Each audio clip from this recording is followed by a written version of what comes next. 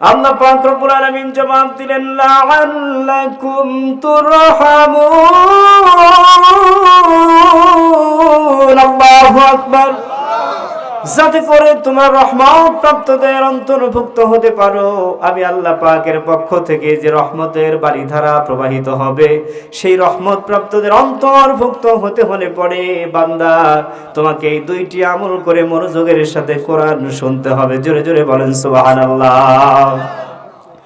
বন্ধুরা আমার, ভাইয়েরা আমার, কোরআনুল কারীম মনোযোগের সাথে শুনতে হবে। যুবক ভাইয়েরা, আজকে মোবাইলের যুগ। আপনাদের সময় ছিল চিঠিপত্রের সময়, বর্তমান সময় আর চিঠিপত্রের কাল নাই। এখন চলে এসেছে মোবাইলের মেসেঞ্জার। সব চাইতে আপডেট চিঠি দেওয়ার সঙ্গে সঙ্গে সাথে সাথে পরিচিত মানুষের কাছে চলে যায়। কথা বলেন ঠিক কিনা?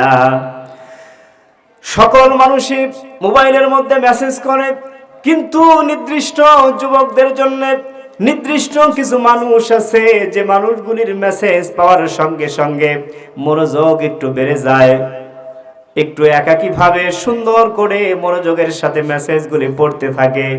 জীবনে যাকে সবচাইতে ভালোবাসে, গার্লফ্রেন্ড, সেই গার্লফ্রেন্ডের মেসেজটাকে সবচাইতে যুবকেরা গুরুত্ব দিয়ে পড়ে। জোরে বলেন ঠিক কিনা?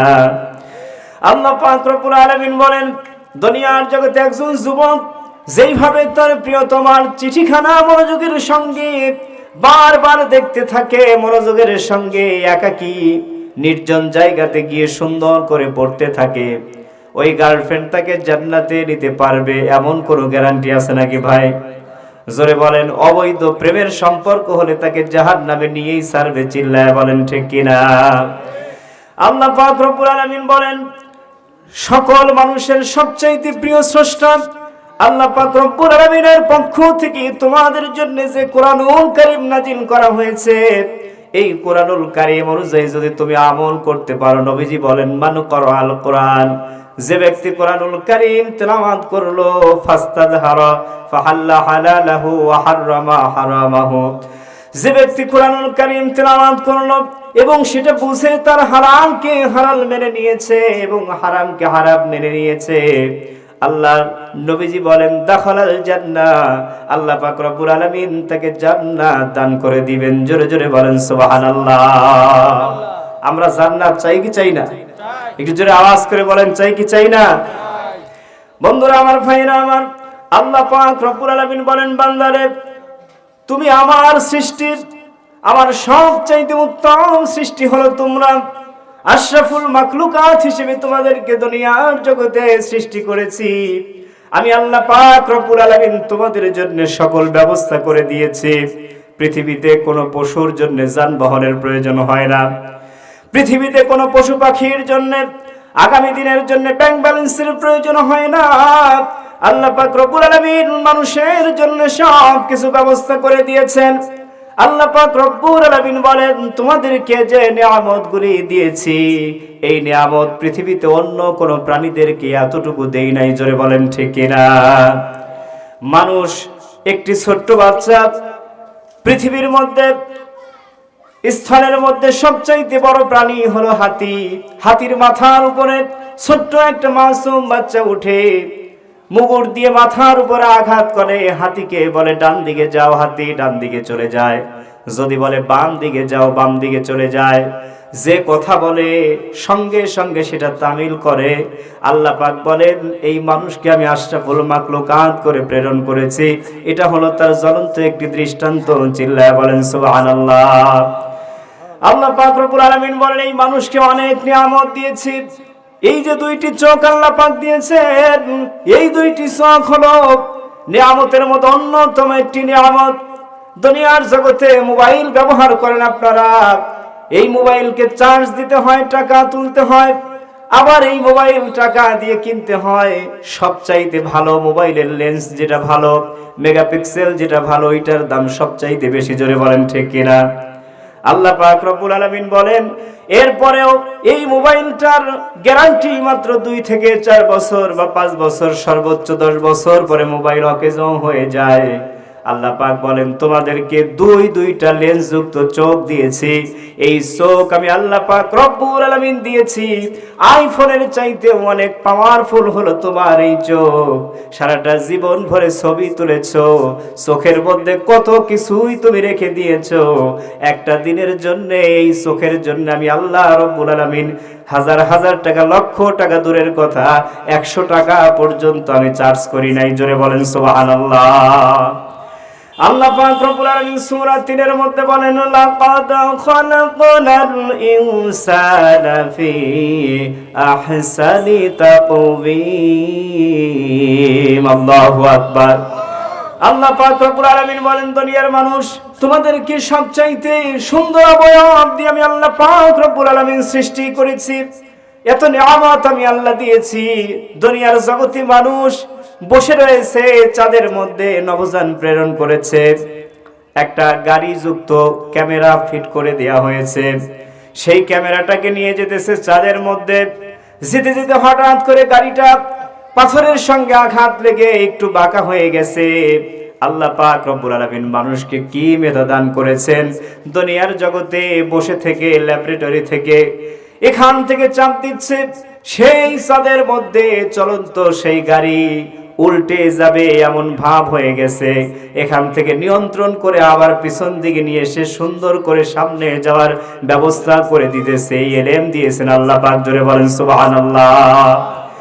বন্ধুরা আমার, ভাইরা আমার, আল্লাহ পাক বলেন যা কিছু দুনিয়ার জগতে নিয়ামত হিসেবে দিয়েছি, সমস্ত নিয়ামতের মধ্যে সর্বশ্রেষ্ঠ নিয়ামত হলো এই কোরআন। আল্লাহ পাক রব্বুল আলামিন বলেন এই কোরআন সর্বশ্রেষ্ঠ নিয়ামত হলো এই জন্য দুনিয়ার জগতে কোনো কিছু তোমাকে সঠিক পথ ব্যাঠিক পথের মধ্যে তোমাকে নির্ণয় করে আলাদা করে ফারাক করে দিতে পারবে না। কিন্তু আমি যে কোরআন নাজিল করেছি, এই কোরআনুল কারীম তোমাদেরকে হেদায়েতের পথ দেখাতে সক্ষম, জান্নাতে নেওয়ার জন্য সুপারিশকারীও হবে। জোরে বলেন সুবহানাল্লাহ।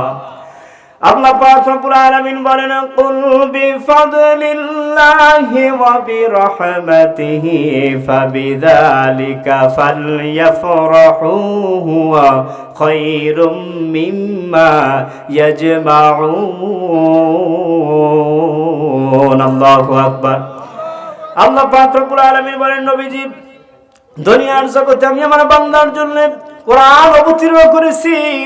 ও নবী, আমার এই বান্দারা কোরআনুল কারীম পাওয়ার পরে, কোরআনের বিধান পাওয়ার পরে যেন আমার বান্দারা আমি আল্লাহর প্রতি সন্তুষ্ট হয়, আনন্দ চিত্তে যেন আমি আল্লাহর প্রশংসা করে। জোরে বলেন সুবহানাল্লাহ।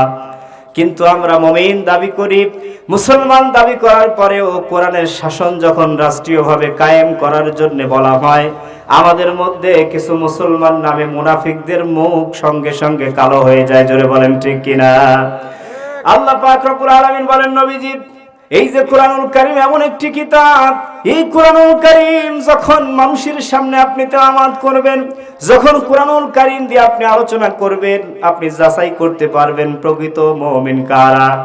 আল্লাহ পাক রব্বুল আলামিন বলেন কোরআনে এমন একটা কিতাব, কিয়ামত পর্যন্ত যা কিছু প্রয়োজন সব কিছু এই কোরআনের মধ্যে দিয়ে দিয়েছি। জোরে বলেন সুবহানাল্লাহ। এই জন্য আল্লাহ পাক দলিল দিচ্ছেন কোরআনুল কারীম যখন সামনে তেলাওয়াত করবেন, প্রকৃতপক্ষে যারা ঈমানদার তাদের অবস্থা কেমন হবে। আল্লাহ পাক রব্বুল আলামিন এই যে প্রশ্ন, এটার জবাব দিচ্ছেন কোরআন দিয়ে। জোরে বলেন কি দিয়ে? একটু জোরে আওয়াজ করে বলেন কি দিয়ে? ঘটনা শুনলে পরে প্রত্যেকটা অক্ষরে অক্ষরে কি নেকি পাবো ভাই? জোরে বলেন প্রতিটা শব্দে শব্দে নেকি কি আল্লাহ পাক দিবেন? কিন্তু কোরআন থেকে তেলাওয়াত করে তার তরজমা শোনালে পরে প্রত্যেকটা হরফে হরফে 10টা করে নেকি। সেটা আমার আপনার আল্লাহ পাকের প্রতি বিশ্বাস এবং কোরআনের মনোযোগে শোনার কারণে আল্লাহ পাক সেখান থেকে 10 থেকে 700 গুণ পর্যন্ত বাড়িয়ে দিতে আল্লাহ কার্পণ্য করবেন না। জোরে বলেন সুবহানাল্লাহ। আল্লাহ পাক রব্বুল আলামিন বলেন ইন্নামাল মুমিনুনা আল্লাযীনা ইযা যুকিরাল্লাহু ওয়াজিলাত কুলুবুহুম ওয়া ইযা তুলিয়াত আলাইহিম আয়াতুহু যাদাতুহুম ঈমানা। জোরে বলেন আল্লাহু আকবার। আল্লাহ পাক রব্বুল আলামিন বলেন দুনিয়ার জগতে কাফের পাবেন, মুশরিক পাবেন, বিভিন্ন বিধর্মী মানুষ পাবেন, আবার মুমিনদের মধ্য থেকে আর একটি দল আছে মুনাফিক। জোরে বলেন ঠিক কিনা? এই সকল দলের মধ্যে যখন আপনি কোরআনুল কারীম থেকে তেলাওয়াত করবেন, আলোচনা করবেন, কোরআনের বিধান নিয়ে যখন কথা বলবেন, আপনি দেখবেন ইন্নামাল মুমিনুনা আল্লাযীনা ইযা যুকিরাল্লাহ, যখন মুমিনের সামনে কোরআনুল কারীম থেকে আপনি তেলাওয়াত করবেন, আলোচনা যখন আপনি করবেন, ওয়াজিলাত কুলুবুহুম, তাদের অন্তরে আনন্দে উদ্ভাসিত হতে থাকবে। জোরে বলেন সুবহানাল্লাহ। আল্লাহ পাক রব্বুল আলামিন বলেন, ওয়া ইযা তুলিআত আলাইহিম আয়াতুহু যাদাতুহুম ঈমানা, যারা মুমিন তাদের সামনে কোরআনুল কারীমের আয়াতে কারিমা তেলাওয়াত করলে তাদের ঈমানগুলি তর তর করে বৃদ্ধি পেতে থাকবে। জোরে জোরে বলেন সুবহানাল্লাহ। কথা বলেন ঠিক কিনা? আমরা ঈমানের পথেই থাকতে চাই। জোরে বলেন ঠিক কিনা? মৃত্যু আসুক তবু ঈমানের পথে থাকতে রাজি আছেন তো ইনশাআল্লাহ?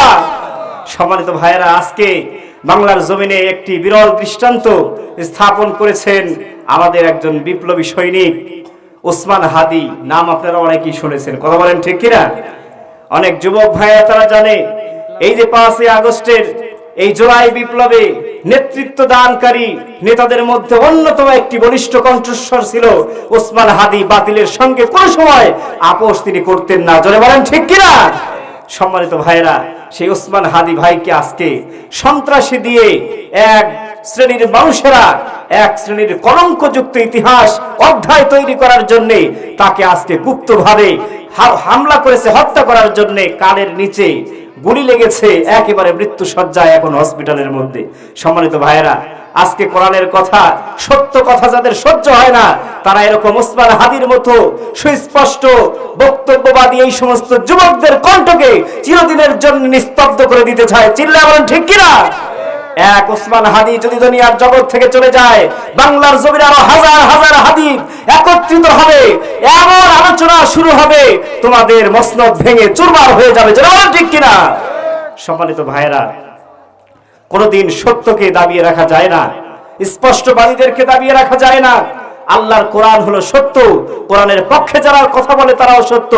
কিয়ামত পর্যন্ত কোরআন থাকবে, কোরআন ছিল, কোরআন আছে, কিয়ামত পর্যন্ত থাকবে। এতে কাফেরদের অন্তরের মধ্যে যত জ্বালা পোড়া হয় হোক। জোরে বলেন ঠিক কিনা? কাফের, মুশরিক, মুনাফিক এদের থেকে সাবধান থাকতে হবে। সম্মানিত ভাইয়েরা, মানুষের লেবাস পোশাক দেখেই শুধু পাগল হওয়া যাবে না, তাদের মধ্যে প্রকৃতপক্ষে কথা কাজের গরমিল আছে না নাই সেটা দেখে মানুষদেরকে চিনে বুঝে এরপরে আমরা আগামীর দিনের বাংলাদেশ গড়তে চাই। চিল্লায় বলেন ঠিক না বেঠিক?